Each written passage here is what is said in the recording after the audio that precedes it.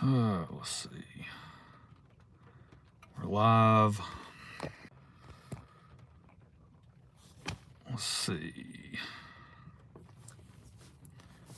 who all jumps in this evening.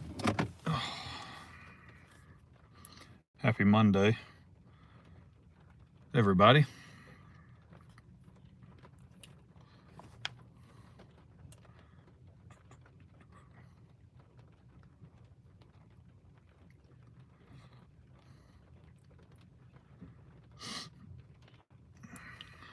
Hope y'all are having a great day,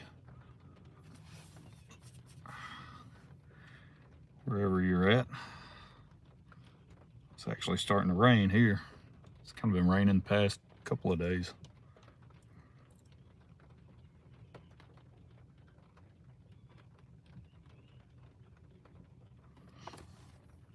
What's going on, Derek?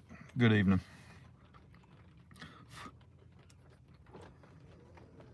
Good evening.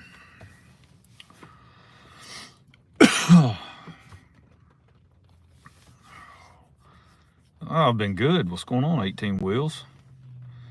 I've been really good. Just been extremely busy from a professional standpoint or a work standpoint. I've been out of the country the past 2 weeks. Well, July 11th through the 24th, I was out of the country. So didn't really have. I actually had filmed a couple of videos that I thought I might upload while I was out of town, but I was so busy, I just decided not to. You got lucky. You got 5 pounds real. Now that's extremely lucky. Extremely lucky. Just reloader powders in general, or Alliant powders in general. If you can get them and get them at a decent price, yeah, you're extremely lucky. It's just I've seen some Alliant. What's going on, Chris? I've seen some Alliant powders in stock. I can't justify the price. Like, man alive, you're talking, well north of $400 for like an 8-pound jug. I can't do it.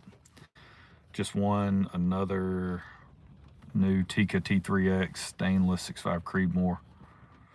Nice. Yeah, it's hard to beat. It's hard to beat the Tika.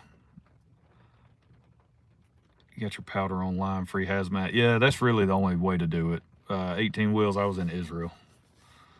So, got your powder online, free. Yeah, that's really, that's what it boils down to at this point in time, right? It's like you've got to really seek out the deals and, try to find who's doing free shipping, who's doing free hazmat. Exactly. How about that hat? Who's running a sale. That's what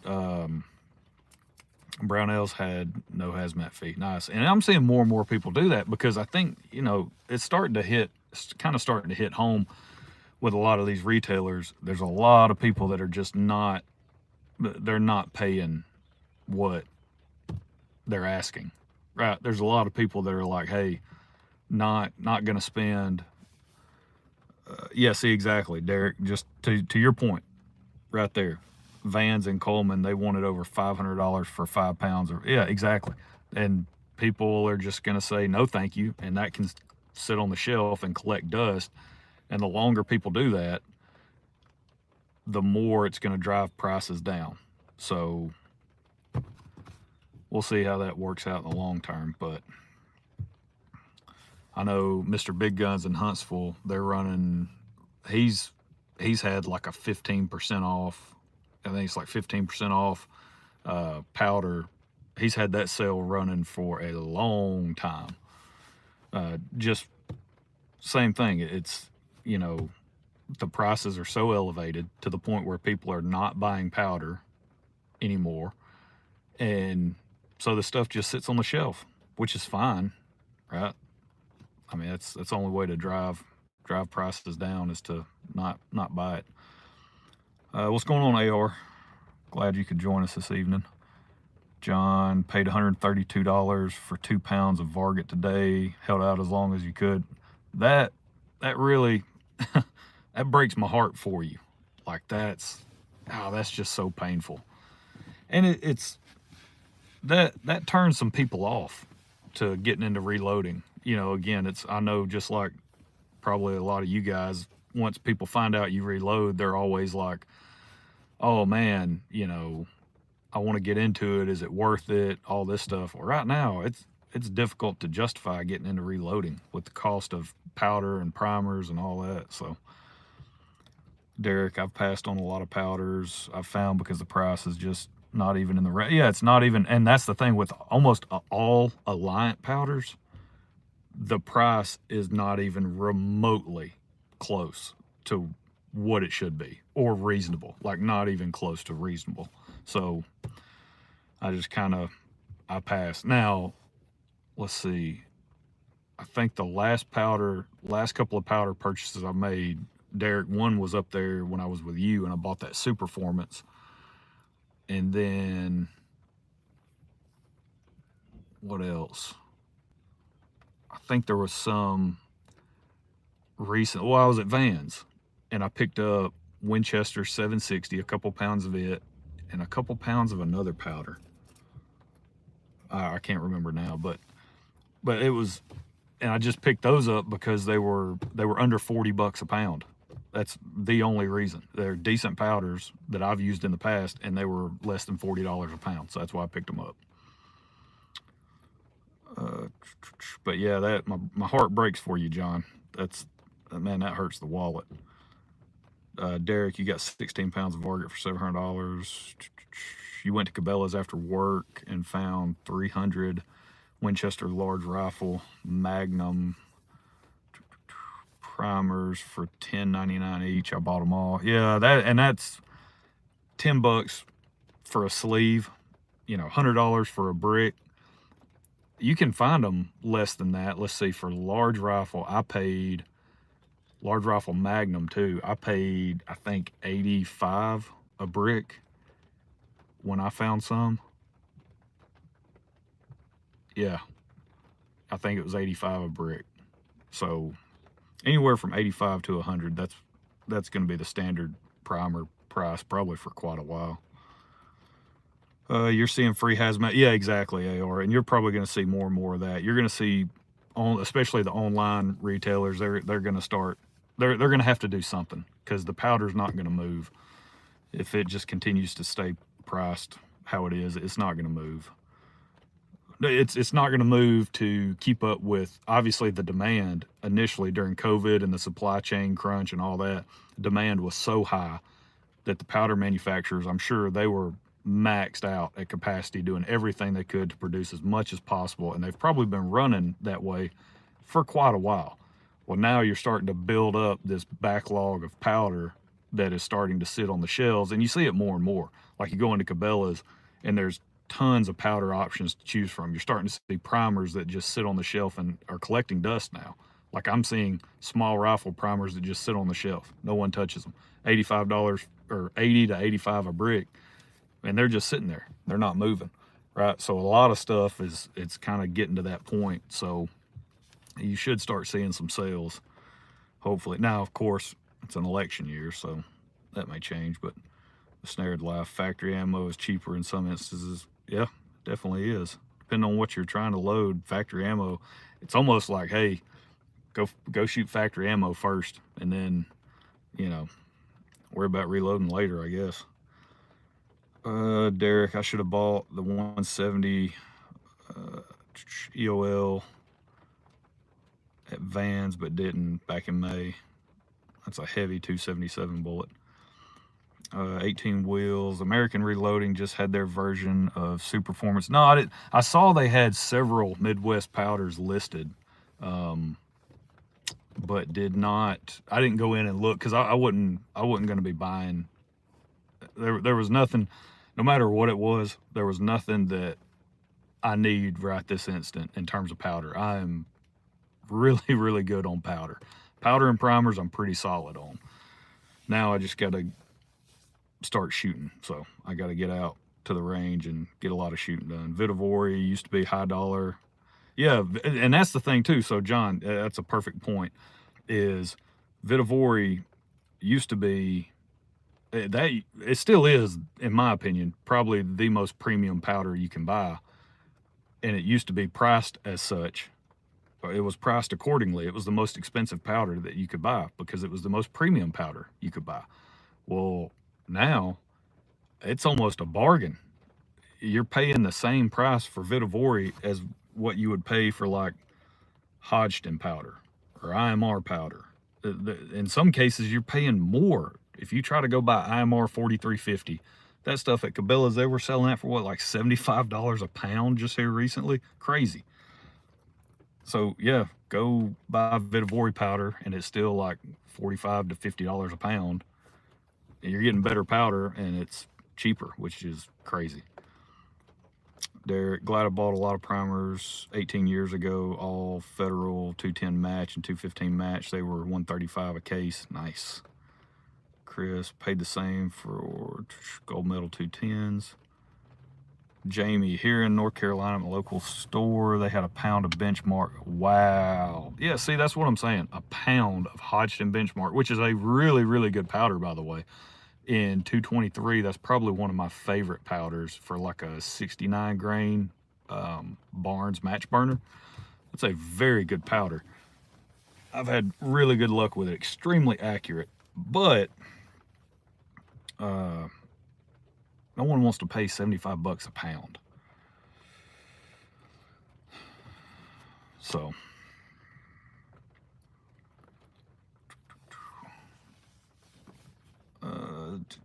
Derek, I had so many I sold 4 cases to give me some cash when I went to Canada for a bear hunt. Now I wish I had. Yeah, exactly. Yeah, I've sold a lot of primers as well. The Snared Life, what color of Touch of Gray to use? The same color you use, brother. Oh, there he is. What's going on, Zach? Reloading Quest has entered the live stream. Derek, still have 6 cases. Nice. Cornbread, what's going on, Cornbread? Derek, best factory ammo I've ever shot across the board, most accurate in every rifle I have is Norma, Bond Strike, and Whitetail. I hear a lot of good things about Norma. What's going on, Jerry Leonard? Yeah, at Derek, old buddy, old pal there, the 215Ms. No kidding. He'd be a popular person if he tried to sell some of that. Those 270 cal. Yeah, that's what I figured was for the 270 PRC, 277 PRC. You got 16 pounds of Vitavori 165, 550, 560, 565, 568, and 570 at $351 each. Free hazmat, free shipping. Nice. G-Lot. Doing good. How you doing? Cornbread. Always saying hey to Derek. Derek says, I have lots of Federal 215 match. And regular Federal 215. All the good powders at Cabela's are between, I know, it's crazy, $65 and $75 a pound. Insane. And you don't really want to pay, and you definitely don't want to pay that, but at the same time, it's like, you know, if you just really need it to shoot, just like what John was talking about, how he paid $132. So John mentioned earlier in the chat, he paid $132 for 2 pounds of Varget. Like if that's something where it's down to the point where you have to have it to continue to shoot, you're probably going to end up paying it. But man, it's that hurts. Jerry, primers are still hard to come by this way, just envious. And I'm seeing them more and more. Again, mostly I'm seeing a lot of pistol stuff sit on the shelves, a lot of small rifle stuff sit on the shelves. Haven't seen as much large rifle. That stuff seems to get bought up pretty quick when it's out. on the shelf, but you know, I'm seeing it a lot more, so that's good. Reloading Quest, the hobby we play in, is not cheap. It's not cheap anymore, that's for sure. Cornbread, need to get some Magnum primers. Derek just bought 500 Norma Bond Strike bullets, 143 grains, 6.5 from Euro Optic. Yeah, those Bond Strikes, those should be pretty good. I'm really looking forward to trying out the CX, those pulled CX bullets that I just got from American Reloading. Want to give those a shot. 18 wheels. I was just in that Euro Optic store in, I guess, Pennsylvania. That place is like a wet dream for high-end shooters. That's funny. Derek Cabela's has match powder and primer prices for me. They match Vance. Outdoors, they're still $59 a pound. Yeah, see, that's brutal. IMR 4350 for $59 a pound, where Cabela's is $75. Yeah, exactly. Still $60 a pound for powder. It's crazy. Vance had 6 bricks of Winchester large rifle. I bought 5 and left 1 for someone else. Cornbread, $54 a pound for Varget here.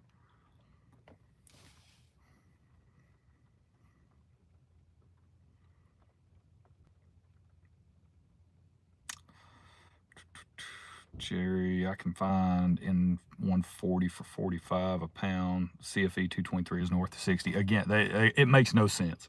Right now it's like we're in bizarro world in terms of pricing for components, powder and primers specifically. Bullets, not so much. Bullets seem to basically be pretty much what they used to be, maybe slightly elevated, but not by much. So it's just powder and primers that's still it's unbelievable. John just bought a Christensen Arms MPR in 308, and the cost of components to do load development had me considering waiting. Yeah. Well, so at one point in time, I would have said, go get you some Shooter's World match rifle powder, because that stuff used to be like $25 a pound, and I've had really good luck with it in 308. However, that's no longer the case. Shooter's World is just as expensive as Hodgdon, so there's no benefit. Like, I mean, none. So no benefit to that recommendation. Used to be, you know, hey, you could save some money, you get some pretty good velocity performance, because it's a really good velocity powder for 308. So you get really good velocity performance, and I've had, you know, good enough accuracy out of it that it gets the job done. Derek, the 160 CX factory Hornady outfitter shoots half MOA in your Tika. Jamie Gates, did you give up on the 7 Wisdom? So I did get rid of the 7 Wisdom. I didn't give up on it, but I got rid of it. The Winchester Model 70 Super Shadow that I had, I did get rid of it just because I didn't like the platform. I didn't like that. I didn't like that rifle. I would like to have the 7 Wisdom in a different rifle. So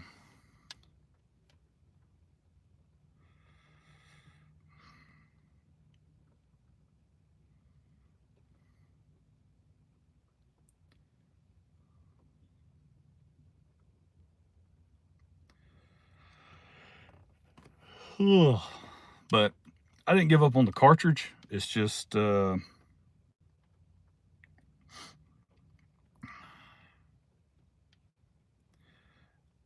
would like to have it in a different, again, a different rifle. Something a little bit nicer would probably be what I would want to go with. 7 Wisdom is it's a dynamite cartridge, and there is now, I did some looking around, because if you go and watch Reloading Weatherby, he jumped on the 7 Wisdom. I don't think it's his own personal gun. I think he said it was a friend of his that that's letting him borrow the gun or something like that to do some videos about it, about the 7 Wisdom. And it's an awesome round, but that's one of those where, again, it something like a Browning, which Browning and what was it? Browning and Winchester, they're owned by the same people, I believe. Um, but like a Browning, maybe a Browning A bolt, something like that. If I could find a Winchester Model 70 with a wood stock, I would probably jump on that. It's that Super Shadow, when they released that was kind of their budget Model 70, and it's not that great. Brass is hard to come by, but so where I was going earlier with my thought, I got distracted. There's a company, after looking around, I think there's a company that is now offering loaded ammunition for 7 Wisdom, and I want to say maybe they're out of the Northeast. It's expensive. It's not cheap, but it's basically, from what I gathered, it's like a hand loader, right? Uh, loading up some of that ammunition. So it is attainable. You can get it. It is expensive. It's expensive to get. I can't remember the prices on it. It's priced like you would think it would be to find something that's unobtainium at this point. You can't find. I mean, you can't find that brass. Um, but it is a hammer. If you get one, it's a great round. So, reloading quest, buying the rifle is the cheap part. Oh yeah, 100%. It's feeding that is expensive. Like kids, pretty cheap to have, but the next 18 years, longer than that. My oldest is 19, so they don't get cheaper. John, there's a question. What brass are you going to use in your 308?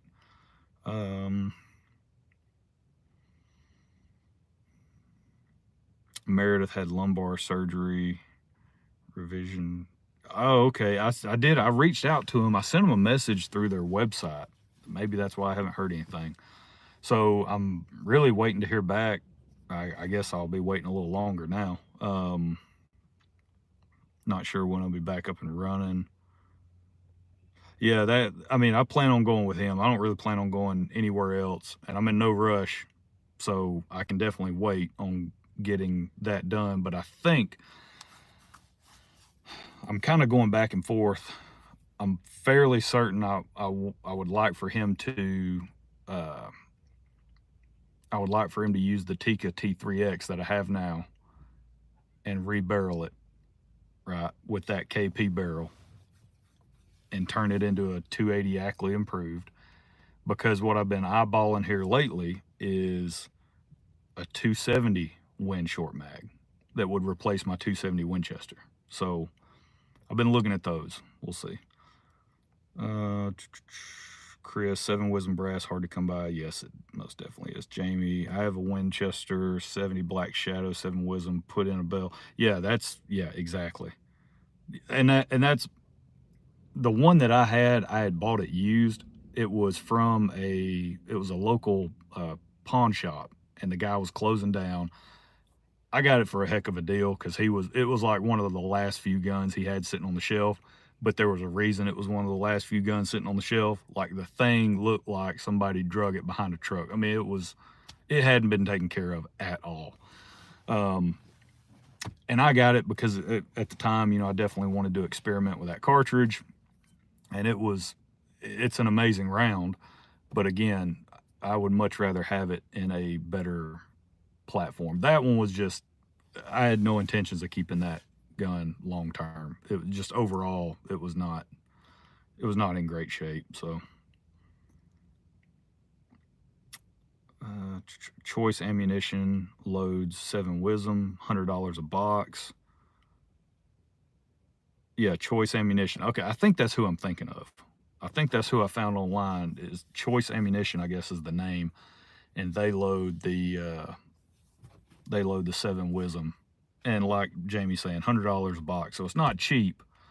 It's definitely premium. You're paying $5 a round.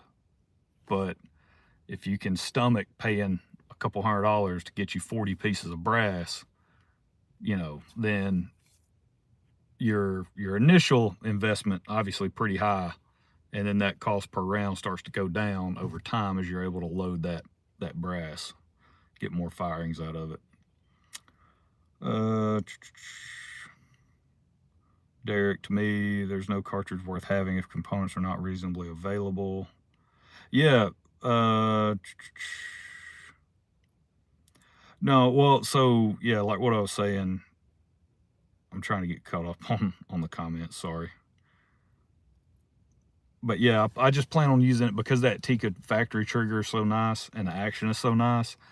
I think, like I was saying, I'm looking at that 270 Win short mag to replace my 270 Winchester because I've got I've got a bunch of 270 components, 277, and I've shot the 270 Winchester a lot over the past couple of years, and it is definitely one of my favorite cartridges. But I think it'd be cool just to go and experiment with the 270 Win short mag.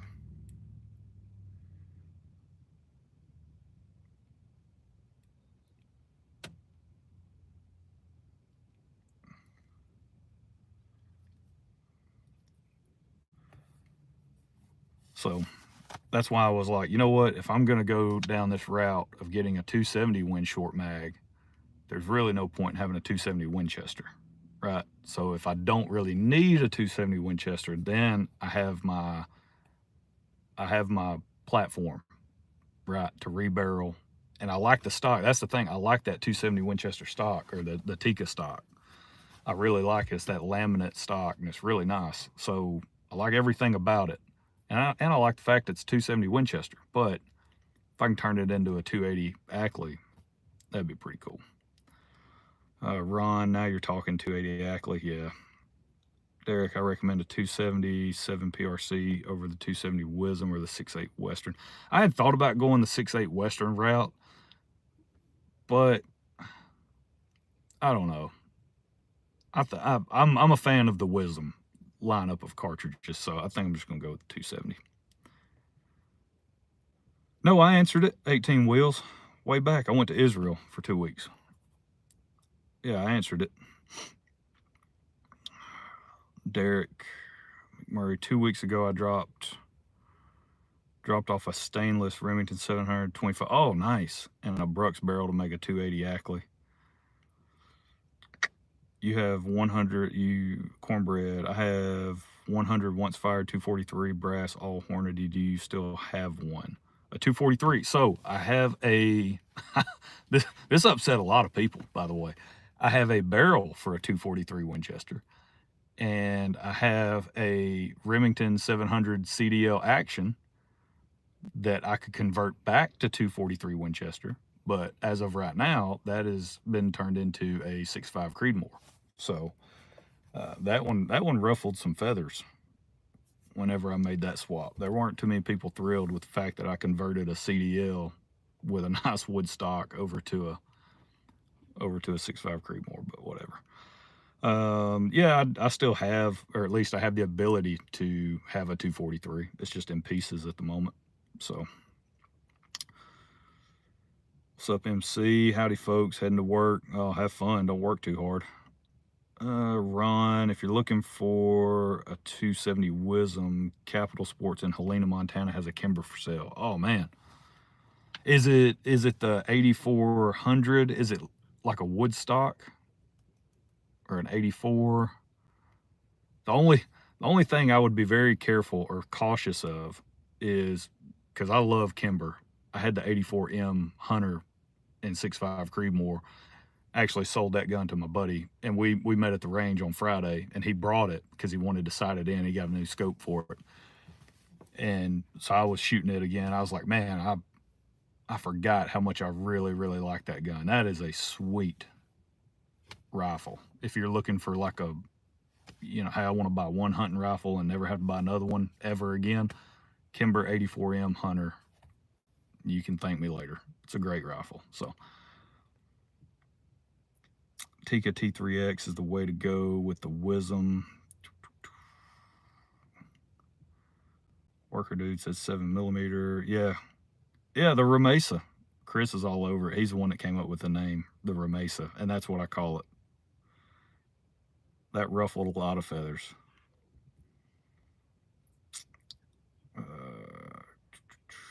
Derek, I've got a brand new Tikka T3X, right hand blue barrel, black stock, inbox, and 270 Wisdom. I was going to convert. Oh man.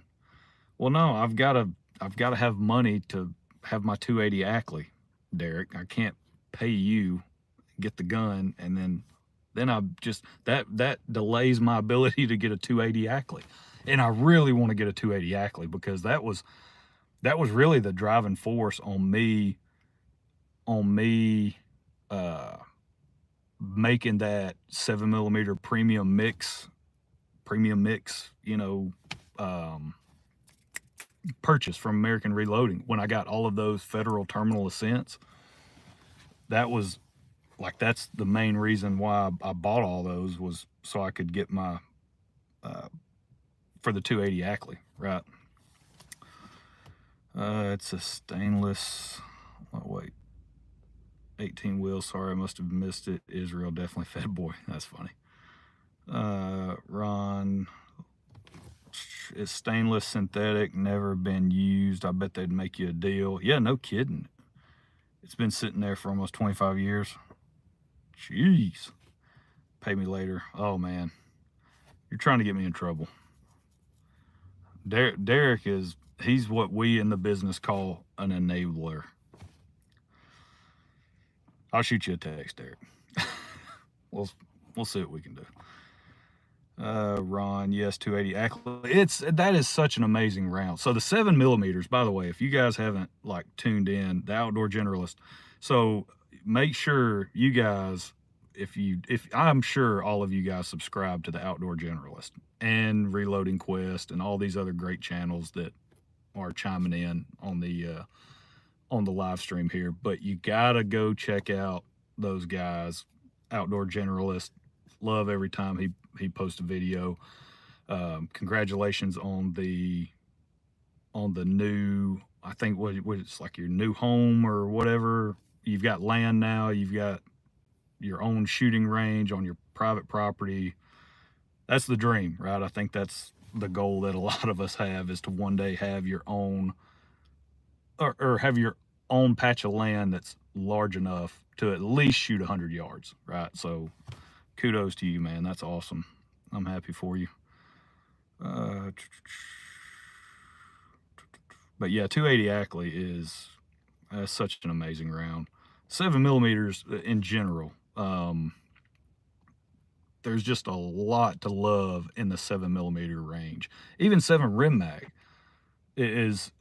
that's a great, and I'm working on a project now. I don't even think I've uploaded a single video on this new 7 Rim Mag project I'm working on. I don't think. I have to go back and look.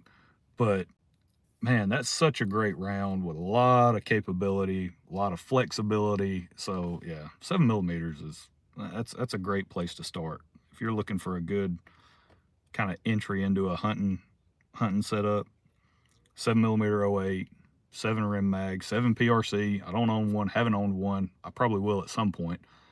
But, I would say 7 Wisdom, but you're limited on, your ammunition. So 280 Remington, 280 Ackley, all that stuff is just really good. You get a 280 Ackley, you have difficulty getting anything else. Oh yeah, I know. Cornbread, 280 Ackley is my next gun adoption. Outdoor Generals, thanks man, appreciate it. Yep. Ron, I'm not getting, well, so Ron, here's the only reason why. So the 270 Winchester I have now is the second one that I've owned, and both have been Tikkas. So the first one was the Tikka T3X Super Light in 270 Winchester. Absolutely love that gun. Well, then my favorite local gun store, Mr. Big Guns in Huntsville, Alabama, he got in a Tikka T3X with a laminate stock in 270 Winchester. just because I told him I was such a huge fan of 270s and Tikas. So I ended up getting that one. Well, I got rid of the super light because I didn't really need two of them. And so, but what I really, really want, this is on my, I guess, long list of wants, is a Winchester Model 70 super grade in 270 Winchester. That to me, that that is like near the top of my list of guns that if you said, hey, here's a stack of cash to just go, blow on a gun, that would probably be near the top of my list of things I would purchase first. So, you know, that's why if I end up getting rid of the 270, I mean, I'll eventually own one of these days. It's just way on down the road. Derek, 2 weekends back, I took out 5.7 Rim Max to test factory normal bond strike. All Tikas, one build, excellent combinations. Nice. 18 wheels. I actually made a video to show you my annealing process, but it's horrible. I'm going to try making another one when I get a chance. It's very difficult. It's very difficult to make videos that are actually worth watching. And so that's why for me, like, there's not a ton of effort in the content that I produce. Again, which is why I reference like the Outdoor Generalist, other channels who their videos are much more palatable in terms of sitting down and watching it. I'm just kind of bringing you guys along and showing you what I'm working on and things I've done and results that I'm getting, and I'm filming it all through an iPhone. So it's just kind of, it is what it is. But yeah, it's making videos, especially when you're trying to actually show something that's worth watching, like annealing, like what you're talking about. That would be worth, hey, let me sit down and actually review this because this is something I need to learn about, right? I haven't started annealing yet. It's something I want to do. So I need to learn about it. So I need to watch videos on it. Well, that's something I'd want to sit down and watch. So yeah, it is. Once you get into trying to make a video, then you go back and you watch it and you're like, holy smokes, I didn't even convey the point, clearly. So makes it a little difficult.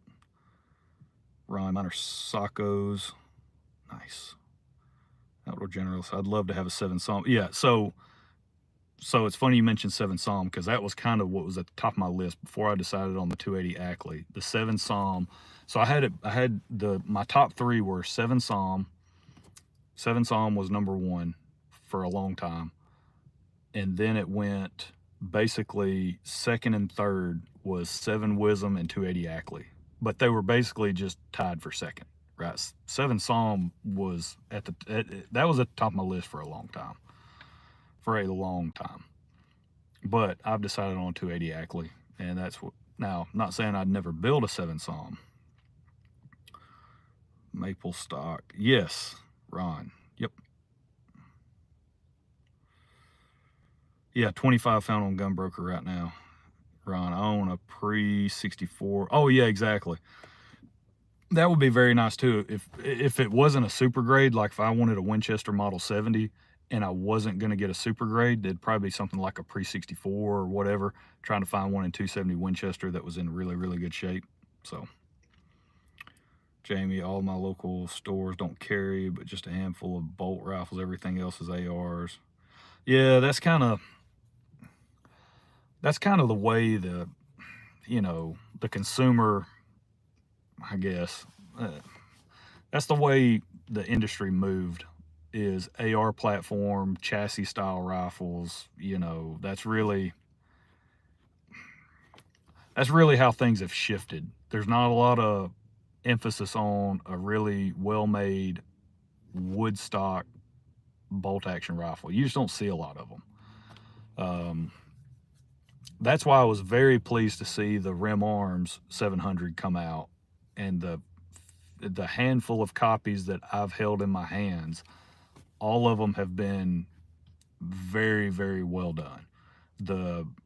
I think I've held one BDL and I think 3 or 4 CDLs, and they're all really, really well done, except for the butt pad, which everyone hates because it's insanely large, larger than it should be, but whatever, you know.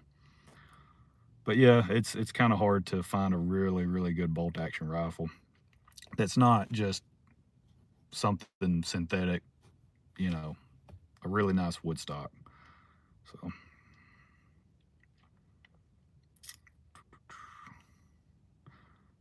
18 wheels. Oh wait, yeah, that's the day when you had a shelf full of Ruger M77s or Winchester Model 70s. Yeah, you just don't see them anymore.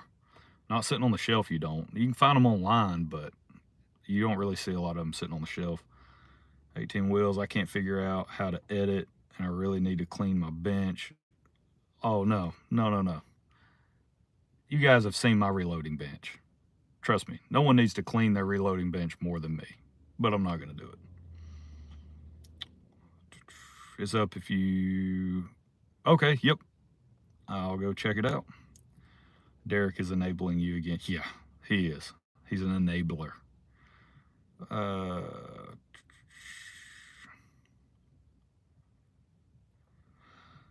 Cornbread, thanks for sharing, brother. You get into cool projects. Yeah, from time to time, I get into some stuff that's pretty cool.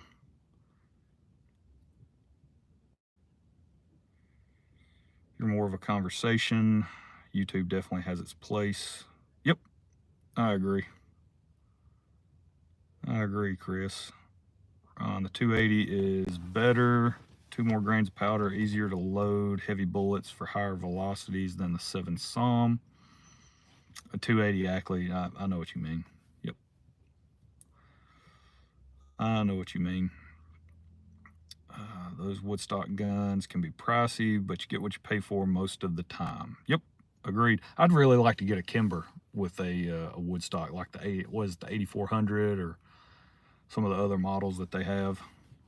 I had really good luck with that one, and man, it would be nice to have one of those in a Woodstock. Call Capital Sports, see if they'll make you a deal. Now Ron's turning into an enabler. We have a community of.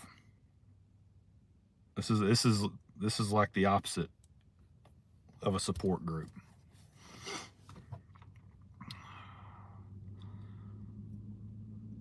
Some wood stocks are beautiful. Yeah, the laminate ones are really nice as well, which is why I bought that Tika.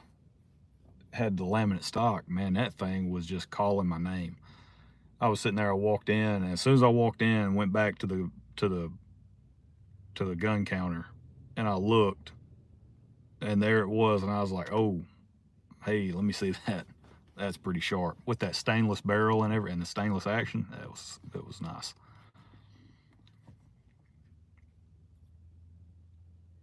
They might have one in a Woodstock too. Might just have to give them a call.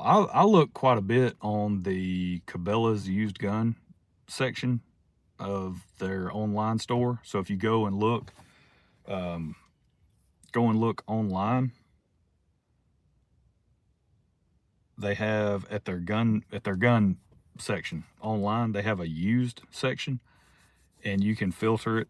You know, bolt action rifles or whatever. You can filter it for that, and then I sort by price, low to high, and man, there's some really really good stuff that pops up on there from time to time. I mean, at really good prices too. That's actually where I've bought a handful of stuff from them. That's where I got my Thompson Center Icon, my 30 TC. Picked it up from them. That's got a wood stock. I really like that, and the bluing on the barrel is phenomenal. It kind of reminds you of more of like that old school bluing where, I mean, it just lasts and lasts. Like yeah, I don't know of anyone today that does bluing that well. So really nice.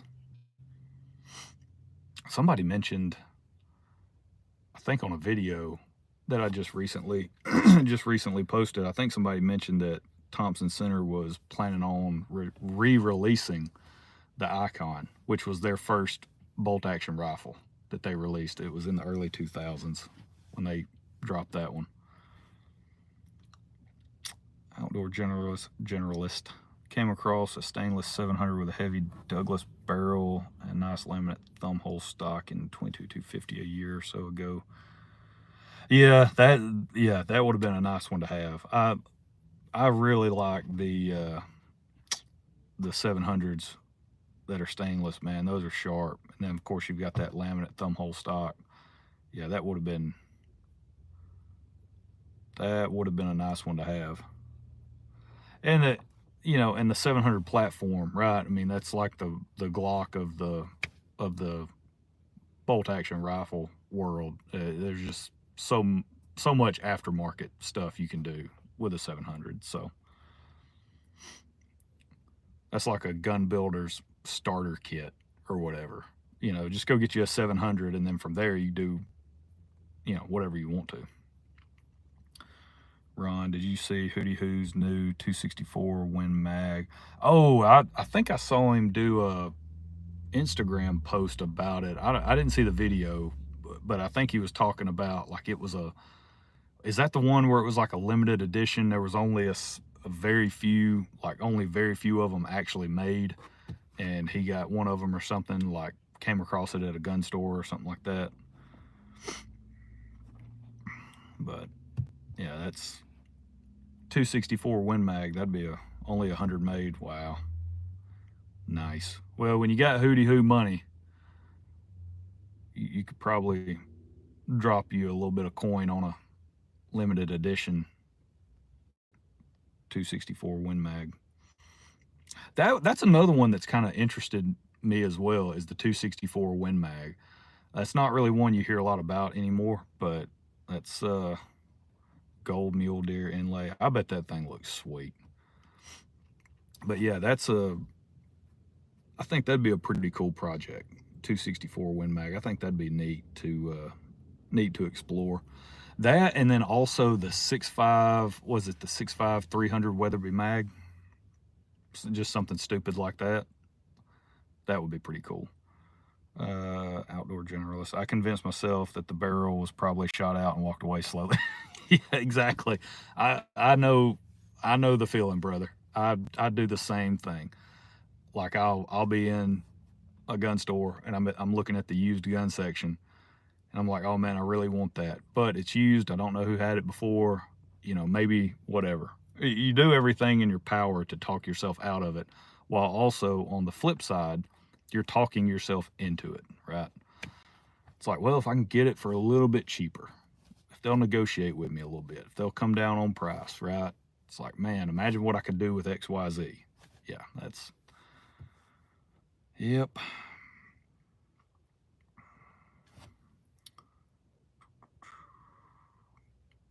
Running with scissors. Anyone picked up a 22 ARC and reloading? Oh, go watch Reloading Quest. I think he has a 22 ARC.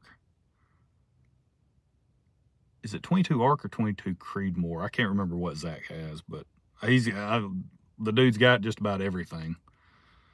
It's every time I turn around, the dude's posting a new video about something new that he got. So if anyone's got one, it'd be Reloading Quest. Been battling sizing down once fired resized Grendel brass. Virgin Grendel brass, not so much. Capital Sports has those too. Lovely. I'm glad I don't live close to that place. You can always rebarrel. Yep, exactly. That's kind of that's that enabler talking, right? It's like, well, you can always just rebarrel it. Just buy it for the action. You can always rebarrel it. The rest of the gun can stay the same. Yep. And no, I don't work for Ron. And no, I don't work for him. That's funny. Chris, unless it's a Tika. Outdoor generalist, exactly. Cornbread Burgess, 264 Win Mag is a barrel burner. Be careful.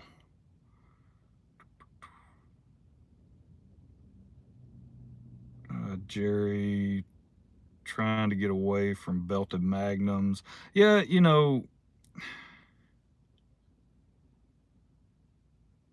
Oh yeah. So yeah. So Derek, I think what Chris was saying is even if it's a shot out gun, yeah, that's okay. Yeah, because I was wondering too what you were meaning, but yeah, that makes sense. If it's a Tika, buy it. Period. If it's a used Tika, who cares? Buy it. With that action, and that's what I've been looking at too, is possibly finding just a used Tika for a good price, just for the action and the adjustable trigger from the factory, like some of the newer T3X and that kind of stuff. Get one of those just for the action. And yeah, even if it's shot out, that's definitely one that's worth it. The action alone, the action and the trigger, and the newer ones for sure that I've messed around with, 100%. Those are worth it. I mean, just every penny, they're worth it. So definitely go buy those if you can get them for a good price, even used. Uh, Ron, Enos, Montana, and Big Timber, Montana have online shopping too. See, it looks like Ron might be kin to Derek. Both enablers. Derek, I bought a ton of Tikas the last 2 years. I think you've bought a ton of a ton the last 2 years. You bought that 270 Wisdom Tika new. Wow, what a steal! That's a great deal. Yeah, anything those Tikas, if you can get them for like 600 or less, if you can just find one for that price, yeah, you're better off just buy it for the action. I haven't paid more than that for any used Tika. Yep. Yeah, and you can cornbread. You can find them on, like I said, go look on the Cabela's used gun section. I think the last time I looked, I could have swore I saw a used Tika T3X in 30-06 for, it might have been 550, 550 or 600. I can't remember now, but it was a good enough price to get it. Like I said, even if you just want to use it for the action, that's trying to go buy a Tika action is they're pretty expensive. They ain't cheap. Ron, I bought a Socko 75 with only one box shells through it for 400. That's a steal. Derek, and I bought two identical 7 rim mag Tika T3X black on black for 455. Wow, out the door and 480, both new in box. Nice. Yeah, those are steals for sure. Well, and that seems to be what I've kind of noticed more and more is you can definitely find. Seems like you can find pretty solid used rifles cheaper if they are in a belted magnum. Seems like a lot of people are getting, they're getting out of that belted magnum. They're like 7 rim mag especially. Seems like 7 rim mag and 300 win mag for sure. Seems like those are a dime a dozen now, like on, used. Um, Trying to find something used. Hudge, the new 243 T3X I bought in May was 605 on clearance from a local store here. That's a good price though, 605 for a new T3X. That's still a good price because I paid a lot for that laminate version. The super light, I think I paid, I can't, it might have been 550 maybe. Yes, it was around that. It was around that 600 mark, maybe after taxes. I think. Well, I bought that one from the used part of used section of Cabela's, and I got it, and the thing was, practically brand new. Looked like nobody had hardly even fired anything through it. Derek, I have a pre-owned stainless 300 Win Mag Tika T3 I bought to convert to a 277 PRC with a 1 and 9 twist Brooks barrel. Picking up the barrel this Thursday. Nice. Another store, same company, had a 708 T3X for 525. Oh, not. Oh yeah, stainless too. Yeah, that's the thing. That's definitely a good price for their stainless. Those are pretty nice. I like their stainless models.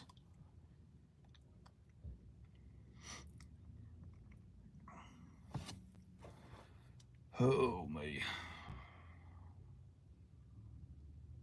Not much longer now. Hanging out at soccer practice. Buy it. Yeah, exactly.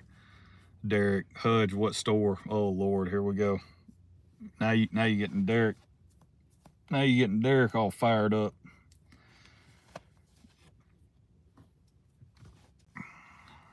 Three Bears here in SC, Alaska.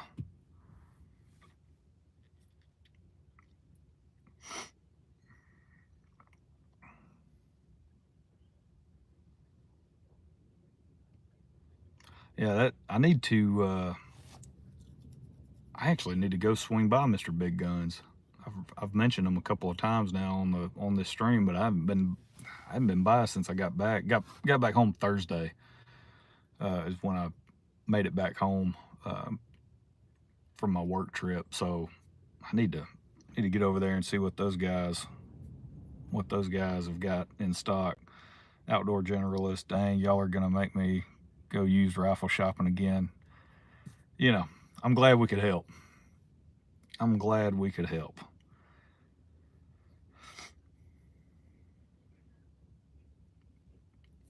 Yeah, I plan on, well, and that's the thing. Like that Cabela's site, I check that probably almost daily for different, just to see what they have. I have found several like Winchester Model 94 3030s on there for $500. When before, for whatever reason, lever guns, the price of those things just went absolutely nuts, just like everything else. It went through the roof. And but you go on there, you can find. I found several Winchester Model 94s. Again, $500. Found some for like 450 at times. Several Marlins, 450, $500. You know, still more than what I would like to pay for a 3030, but much cheaper than if you try to go buy one. Off an individual. Seems like everybody wants 800 to $1,000 for a lever gun nowadays. That 270 Wisdom needs a home. Yeah, yeah, yeah. It does. Three Bears Outpost. Hey, and if they're in Alaska, it's still, dude. They should still be open. You can give them a call. They're still working, I bet. Give them a call, Derek. I bet they'll be happy to ship it.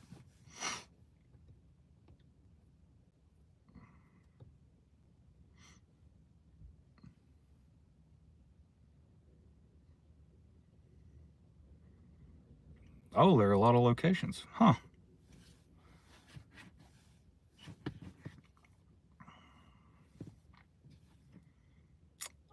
We have a Three Bears in Montana, too. One of these days, I'll make it out to Montana. One of these days.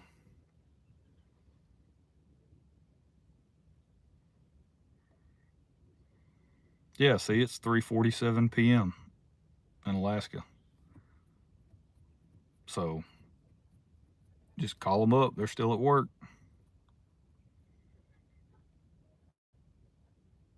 Oh, the one in Montana is the only one outside of Alaska. That's interesting. You searched Tika and got nothing.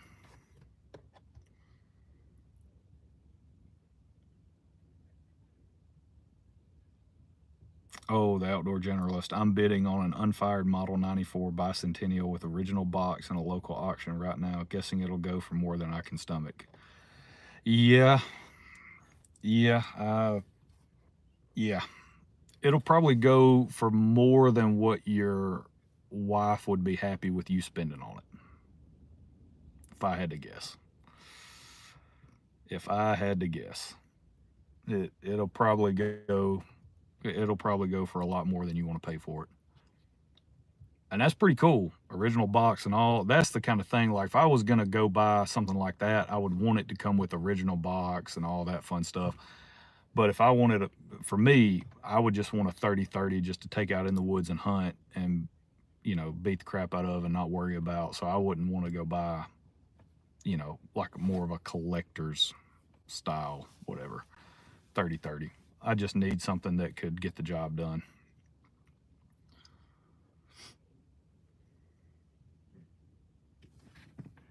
Probably sold. I've run into that a handful of times too, trying to buy a gun through Cabela's because you have to call up the store. You can't buy it online in the used gun section. You can't buy them online. You have to call up whatever store is selling that particular gun and hope that they still have it. Half the time they don't update their listings as soon as something sells, so it takes a while for stuff to clear out of the system. And so, you know, I've probably only been successful maybe half the time that I've called for something. They've actually had it. So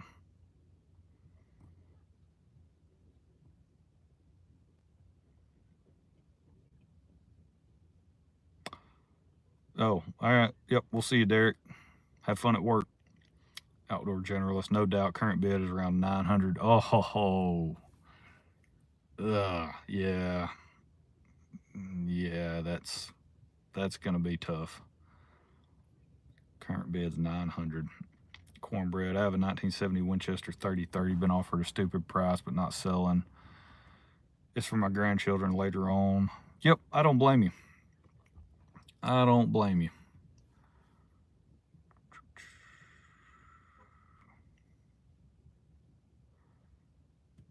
If you don't try, you can't buy. That's right. That is 100% right. You got to at least make the attempt and give them a call to see if it's available. Otherwise, you definitely ain't going to buy it. So,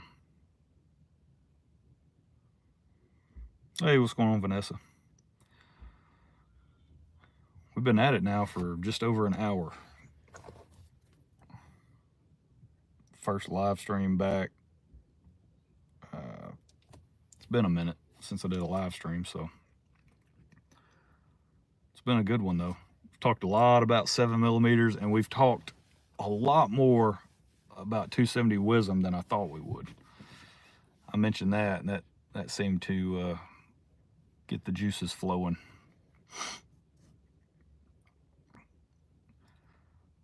So I definitely think that's going to be a cartridge that I own, maybe sooner rather than later.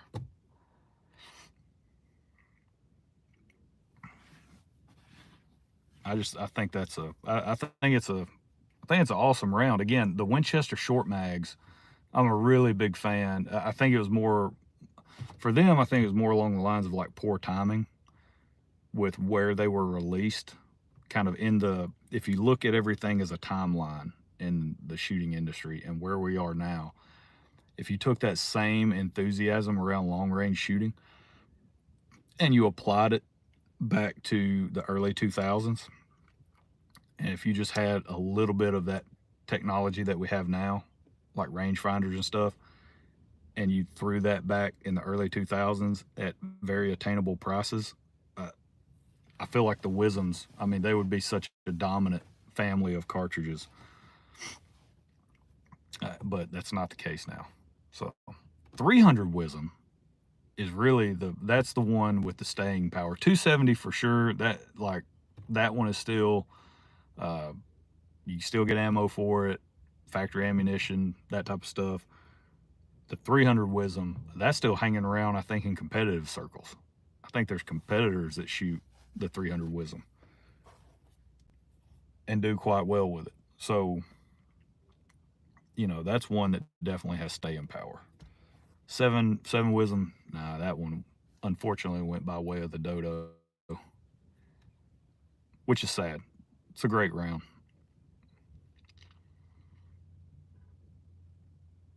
325 Wisdom. That's another one that I would own. Lockwood just started making brass for, yeah, exactly. And you better believe if they make brass for something, it ain't going nowhere. Like if they go out and they're like, hey, we're gonna start offering this brass, there's a reason why they're doing that, you know. So I've looked at getting a 300 wisdom. I actually um, did a project for a buddy of mine. He bought the exact same Tika T3X with a laminate stock, the one that I have in 270 Winchester. He bought it in 300 wisdom, and it's a great round. It really is. Again, if you wanted hey, I want to go kill anything in North America, you want to go hunt moose. I don't care what you want to hunt. If you want to hunt it, the 300 wisdom will kill it. It'll get the job done. You go and pair that up with the right bullet, you'll kill whatever you shoot at in North America.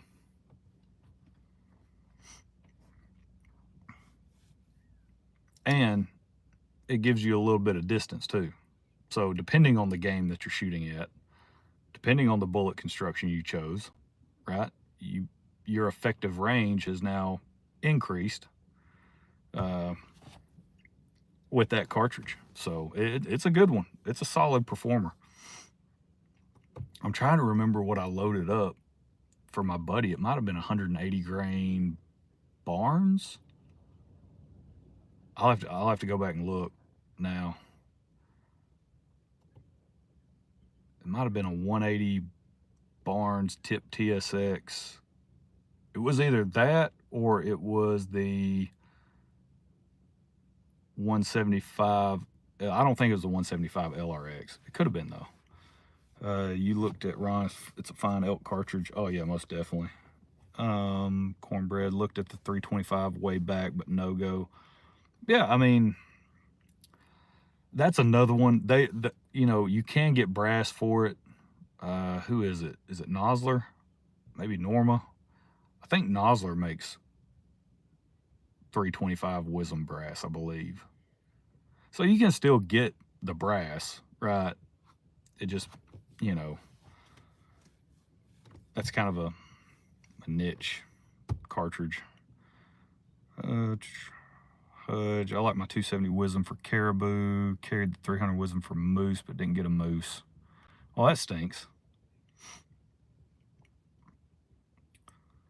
But yeah, if you were, and that's kind of what I was telling my cousin. I'm like, hey, if you want just a buy once and you ain't got to worry about buying anything else again, hunting setup, get a Tika T3X. I tried to talk him into that laminate that my buddy bought. I was like, go buy that Tika T3X laminate version in 300 wisdom, and you won't have to buy anything else again, and you can go hunt whatever you want to hunt in North America.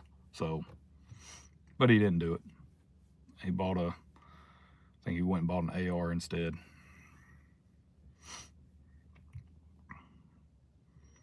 But yeah, 270 wisdom is now that I've got those 130 CX bullets, between that and the 125, I think the 128 grain McGuire ballistics, I think those would be pretty sweet. Plus the Barnes 129 LRX.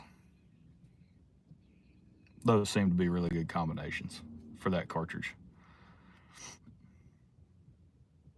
Not that I do any long range hunting, long range, but that would probably be a pretty good performer on whitetail deer out to distance, I bet. Your grandfather's 270 Winchester killed both a top 5 Boone and Crockett moose and wild bison. Dang, that's pretty cool. I bet those are some good stories to hear those stories told. But yeah, I mean, the 270 Winchester, again, with the right bullet, it's definitely, I mean, you could kill a lot of stuff with the 270 Winchester.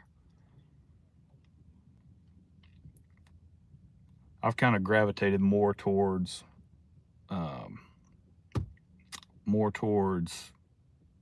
monolithic bullets just within the past couple of years. Hey, what's going on, Harvey? Not much. We're just hanging out doing a live stream. Just knocking the rust off. Craig, anyone use Burger bullets for whitetail? I bought a box of 6mm Hunter Elite and Hunter VLD. Just not sure yet if I'll use them come deer season.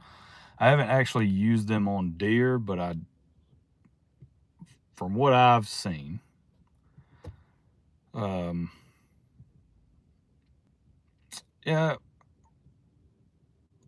you know what? That's a great question.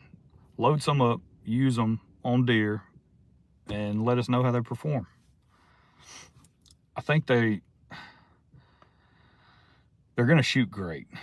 So I had a 6 Creedmoor, and I loaded up, I think it's the 95 grain Classic Hunter that they have, or it might have been the VLD. I can't remember.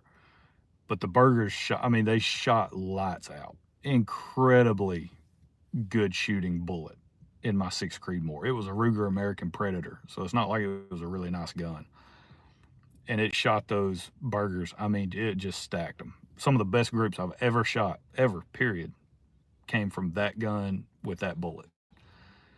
I never got the chance to use it on a whitetail, but it's just, I've seen, and you can't base everything off of ballistics gel videos, because it's not the same thing. It's not the same medium shooting a deer and ballistics gel. It's just not. It kind of gives you an idea, some level of understanding of what the bullet could possibly do. But everything changes when you start to hit bone and soft tissue and all that other stuff that comes along with shooting an actual animal. It just, everything changes. It's not gel. So, but I've seen gel videos where they just don't perform consistently like something where maybe it's like a Barnes, right? Now with Barnes, you're limited on your effective range, right? Because they need a certain amount of velocity to expand properly. So there's trade-offs, right?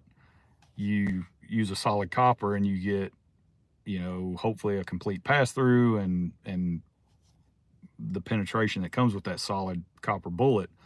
But the trade-off is, well, now your range is less because you need a certain amount of impact velocity to make that bullet perform like it's supposed to. With the Burger, because they're so thin-skinned on their jacket, you can probably get away with shooting something further away and maybe having a lower impact velocity than maybe something like a Barnes. But with that lower impact velocity, is it gonna be able to get the job done? I don't know, right? Sure, close range, probably. You shouldn't have a problem with it. Ron, he also killed a 190-inch Boone and Crockett bighorn sheep, 180-inch mule deer, hundreds of bull elk. He used to cull elk herds near Yellowstone Park. Oh man, what a job. He even killed a few grizzlies with his 272. Wow. Sounds like he was Jack O'Connor. Shot placement and good bullet selection are key. Oh yeah, most definitely. That's critical. Shot placement is absolutely critical. Hey, what's going on, Mark? Wes just had a long talk with our buddy Robert. Yeah, I talked to him the other day on the phone. Yeah, he's doing good. Craig, I have Nosler AccuBond, so most likely I'll use those, but the Burger, yeah, exactly, just like what I was saying, the Burger, man, the accuracy of their bullets it's a phenomenal bullet in terms of the groups that you can get and the overall precision that you can get. I mean, just do what I do. I load up different bullet types and I go out and I shoot them at deer. I mean, that's the only way you're gonna actually get some type of evidence as to, hey, I can now make an informed decision, which I know that sounds bad to say, but I think that a lot of times people just don't want to say it, but that's the reality of it. Load up different types of bullets that you are curious about and would like to go hunt with, and then go shoot a deer with it and see what happens.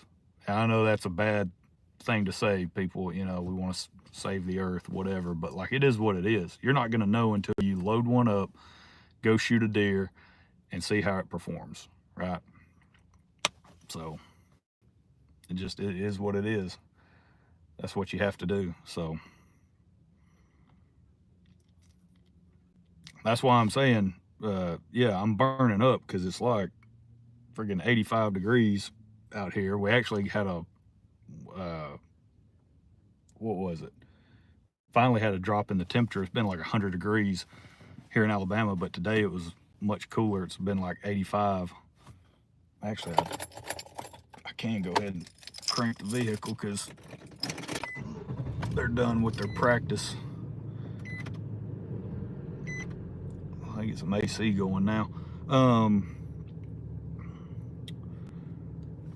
But yeah, I mean that's just kind of, that's why I was saying load some up, go shoot a deer, and let us know how they perform, because it would be nice to hear back from you if you're able to do that in the season and you get a shot. And I mostly shoot does, right? Like I would love to sit here and tell you, oh man, you know, I shoot monster bucks year in and year out. That is not the case at all. I shoot does, okay, because I like to eat deer meat. So this past season, I had the best season of my life because I killed the biggest. So I killed an 8-point, and at that point in time when I shot it, it was the biggest buck I'd ever killed. And then not long after that, I shot a 9-point. He was actually bigger than the 8-point, size-wise, not just points, but size-wise. So I killed the biggest bucks I've ever killed in my life in the same season. And the only reason I killed them is because they walked out before a doe did. Because I guarantee you, if a doe would have walked out that was big enough for me to shoot before those bucks did, I'd be talking to you about how the bullets performed on the does. And I'd have hunting videos, because I've got videos up on my channel right now of me shooting those bucks. And I'd have videos up about, oh man, look at this doe I just shot, because it walked out before the buck. That's how I hunt. I like to shoot bucks when they come out, but for me, it's I do a lot of bullet testing on does. So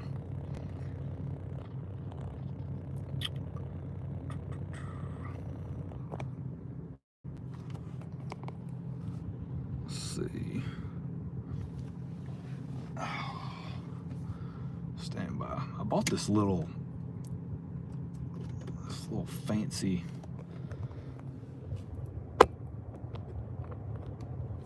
there we go. Bought a little fancy magnet holder thing.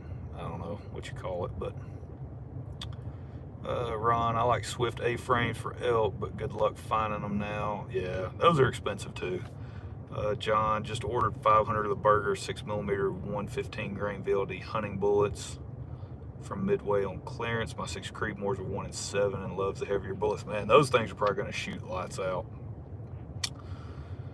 Cornbread, rainy as well here, but muggy.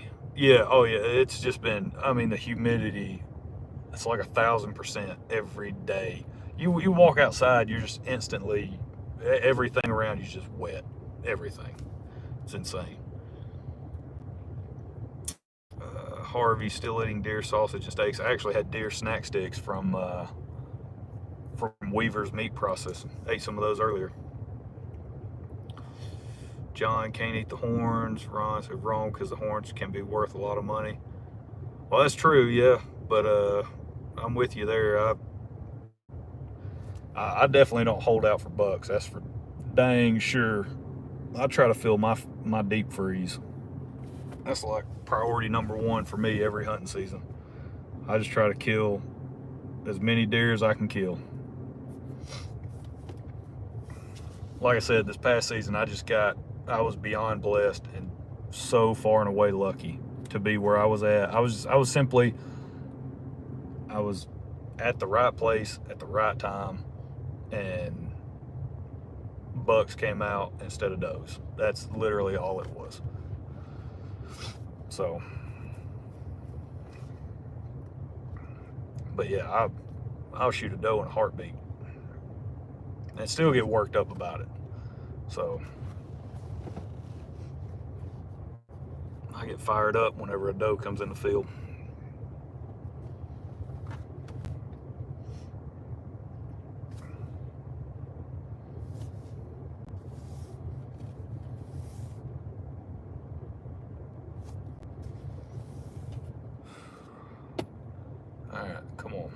finish it up and head to the house.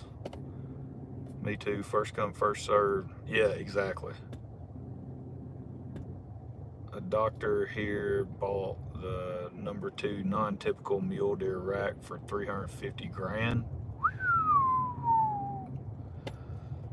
I can go ahead and tell you, ain't nobody gonna be buying antlers that I cut off a deer that I shot, because I ain't shooting anything like that around my house. So, and I've still, by the way, I still have that 8-point and that 9-point. I've got both their heads in my deep freeze right now. I haven't decided what I want to do with them. At first, I was gonna get the 8-point because I shot it, and I can't remember how much time went by before I shot that 9-point. But my plan was, I had that 8, I had it caped out because I was gonna get a shoulder mount, because it was, at the time, that was the biggest buck I'd ever killed. Well, and then I shot that 9, and I got the 8 back, so I got the head sitting in the deep freeze, and then I was like, well, I guess I'm just gonna Euro mount the 8, and I'll shoulder mount the 9. So I had it caped out. Well, now I got the head of the 9 just sitting in my deep freeze. So I don't know what I'm gonna do with it. Either one of them. Might just do a Euro with both. I don't know. I can't decide. John had 6 pounds of sausage left when we lost power because of Hurricane Barrel, or however you pronounce that. Fired up the charcoal grill and cooked it up before it spoiled. Yeah, that, man, and that's the worst too. If you've got a deep freeze full of deer meat or something, and you lose power for any length of time, and man, that's rough. That's not fun. That actually happened back in 2011 when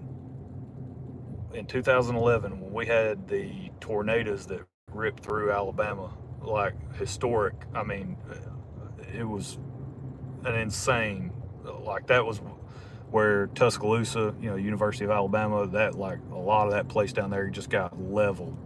I can't remember the number of tornadoes that broke out across the state that day, but it was like an insanely terrible day weather-wise.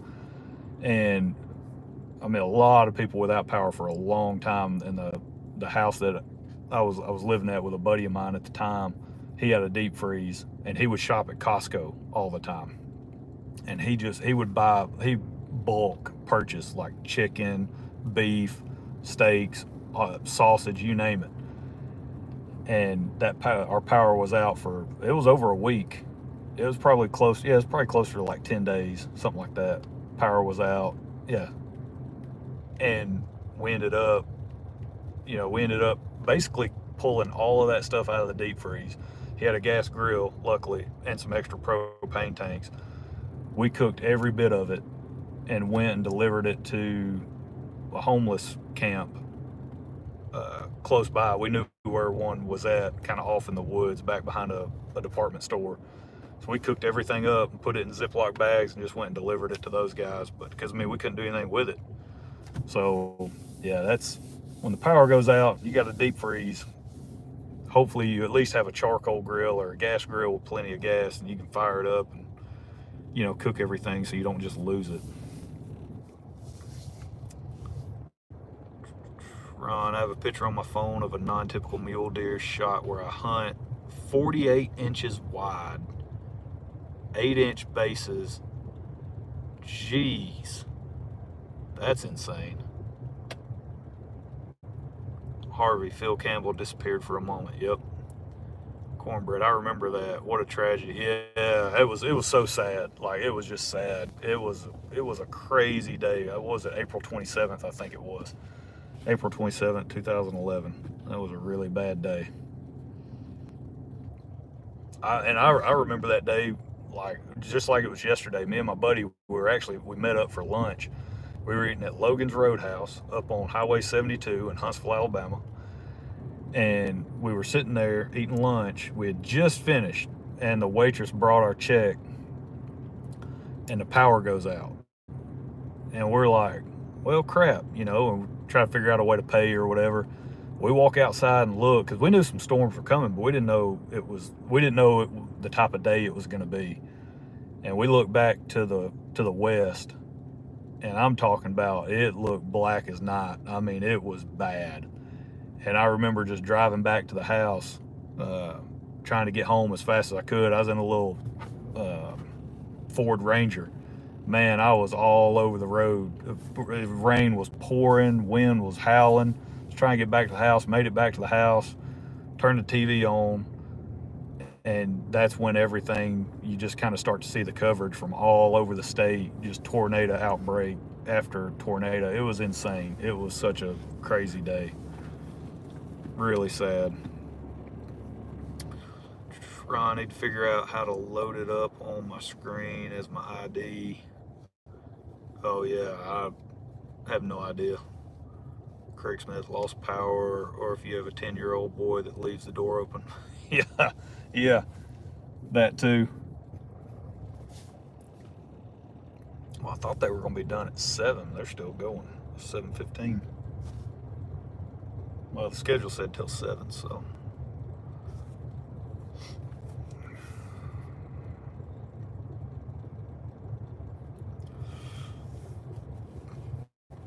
Oh, John, thought I was slick and got me a fancy pellet grill, got rid of the gas grill, never thought about needing power for that pellet grill. Luckily, I had a charcoal grill gathering dust. Yeah, how do you like the pellet grill, by the way? Because I have one as well. I actually don't like it as much for grilling purposes. I like it more to, I like to smoke a lot of chicken thighs, chicken legs, chicken wings, anything bone-in chicken. That's what I like to smoke, and the pellet grill is great for that. 18 wheels. Gonna go have dinner with my girl. Yep. All right. We'll talk to you later. 18 wheels. Have a good one, man. Thanks for jumping in, hanging out with us. Craig, you guys have a tornado shelter? No, we do not. I wish we did.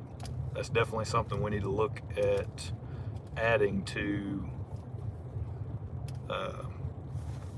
our house, is a tornado shelter.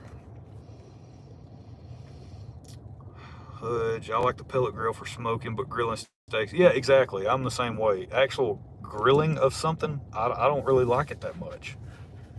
I've grilled a lot of stuff on it, and I just for the sake of grilling, I don't like it that much. But for smoking stuff, for sure. Craig, we're in Southwest Decatur. We've been in Alabama for 3 years now, debating on buying a shelter. It would probably be a good investment. I was born and raised here, and I'm amazed that I've never been at a place where we actually had a shelter. Yeah. I mean, I know a lot of people talk about Tornado Alley and stuff, and like out in the, you talk about Nebraska, Oklahoma, obviously, because just the types of tornadoes that they deal with, and just the severity. And I got it and I understand that. But if you live in the Southeast, if you live in North Alabama, or really Alabama period, and then you've got Tennessee and kind of that stretch in through there, you get some severe weather, absolutely severe weather. So yeah, it would be a really good idea to get a shelter for sure, or at least know where the closest one is that you have access to, right? Ron, is the barbecue there Carolina or Texas style? So I would say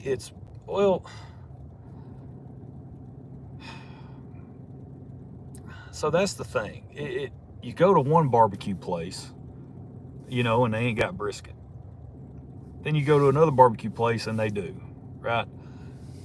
I think Alabama's kind of a good mix of different styles of barbecue. And then also you have Alabama's contribution to barbecue, which is the Alabama white sauce, which is amazing on chicken, turkey. I mean, you can eat it on pork and stuff, but that's Alabama's contribution to to barbecue. So you have that everywhere. No matter what place you go to, they're going to have white sauce. So yeah, I'm more of a Carolina style myself. I do love brisket though. Yeah, I do love brisket, but only when it's done really well. That's the problem. Half the time I don't want to order it at a barbecue restaurant because you just never know. You never know if they actually knock it out of the park. One place that does a really good job here locally is called New Orleans Lunchbox. It's obviously by the name, it's more Cajun style, more Cajun themed cuisine, but that dude does brisket, and let me tell you something, he does some good brisket. I want the pellet grill on one side, flat top on the other. Yeah, flat top would be good. Tornado Alley has actually shifted eastward in the last few years. I agree with that. Why buy shelter when you can open a street manhole cover and go underground anywhere? Yeah, if you got something like that close to you, pop it open.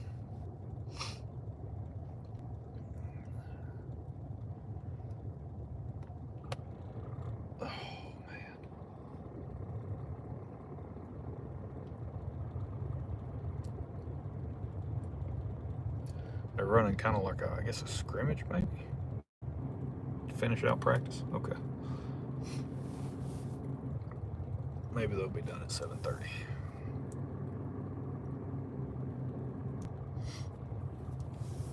I'm ready to get home and eat dinner. I'm starving. Which I think tonight is just pizza, so not really much to look forward to dinner-wise. But that's what happens when you're at the ball field, and when you make it home, it's going to be close to 8 o'clock. So it's either pizza or run through a drive-through. I do have some smoked chicken. In the fridge that I could eat. So 280 Ackley or 270 Wisdom first. Well, the problem, it'll probably be, to be honest with you, it'd probably be the 270 Wisdom first, and here's why. Not necessarily because I want that one more than the 280 Ackley. The problem with the 280 Ackley is I need Meredith rifles to be up and running, and it sounds like, talking what Derek was saying, he just had surgery, and he's kind of out of commission for doing stuff at the moment. So once he gets back up and running, I'll take my Tika to him because I've already got a barrel. I actually bought the barrel from Derek, so I have the barrel, and I'm going to be using my Tika T3X. So I've got the action, I've got the platform. I got to get it to him so he can, get everything squared away. But it sounds like that's going to be a little while, right? With the 270 Wisdom, I could just go out and buy something, right, and have it a lot sooner. So we'll see. And it might not be either one of them, right? The next purchase might not be either one of those. Who knows? I've been looking at 400 Legend lately. Hey, John, how you doing? I've been looking at 400 Legend, and mostly because CW Longshot, my buddy, he keeps posting videos about 400 Legend stuff. And I'm a huge fan of 350 Legend. So that 400 is looking pretty solid.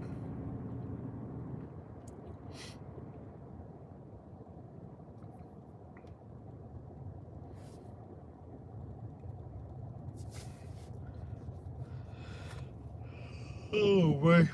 I need some more coffee.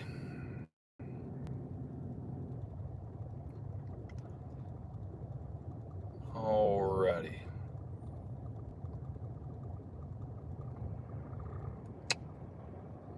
I'm thinking they are done for the day. Alright, well, this is where we're going to end it. We kind of did a longer live stream than what I anticipated. But yeah, we'll just call it done here. We've kind of been streaming for quite a while. The Legend cartridge wouldn't work well where you live. Yeah, if you got a lot of space, a lot of open space, probably not going to work well. work well. Here in Alabama, I think they'd work great. I killed a doe with a 350 Legend. It performed great. But yeah, I appreciate all you guys joining.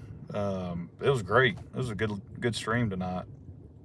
So yeah, Ron, John, Cornbread, appreciate all you guys jumping in here. Hi and bye. Yeah, I know. Sorry, you just got here. I know. I'm sorry. We've been at it now for over an hour and a half. But maybe next time. Cornbread, I've enjoyed it. Stay safe. You and yours be blessed. Yeah, I appreciate it, man. Right back at you. Time to get the grub. Yeah, let's go. Go eat. I think it's a Meat Lover's pizza. My wife texted me. I think that's what she picked up. So, which I've got, like I said, smoked chicken in the fridge. I think that's what I'm gonna eat. So, but all right, we will catch y'all next time. So, y'all have a good one. Hope you have a great week, and we'll see you later.